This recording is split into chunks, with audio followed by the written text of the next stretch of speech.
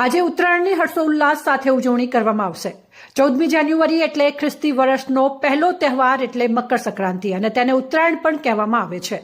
આજના દિવસે પતંગ ચગાવવાનો અનેરો આનંદ હોય છે। આજના દિવસે આકાશ રંગબેરંગી પતંગોથી છવાઈ જશે। આજના દિવસે પતંગ ચગાવવાની સાથે દાન અને પુણ્ય કરવાનો પણ અનેરો મહિમા છે। ધર્મગ્રંથ પ્રમાણે આજના દિવસે તલનું દાન કરવાથી જાણે અજાણે થયેલા પાપ દૂર થાય છે। સમગ્ર દેશભરમાં ગુજરાતની ઉત્તરાયણ ખૂબ જ પ્રખ્યાત છે અને આજના દિવસે ગુજરાતીઓ ઊંધિયું જલેબીની જફાયત માણશે અને સવારથી જ કાપ્યો છે ના નાદથી અને ડીજેના તાલથી નાચી ઉઠશે। આજે સવારથી જ નાના ભૂલકાઓ સહિત યુવાઓ તેમજ વડીલો પણ પોતપોતાના અગાસી પર ચડીને આ મહાપર્વની હર્ષોલ્લાસ સાથે ઉજવણી કરશે। અહેવાલ સોમાભાઈ જે વરાવળ S1 ગુજરાતી ચેનલ ભાબર બનાસકાંઠા।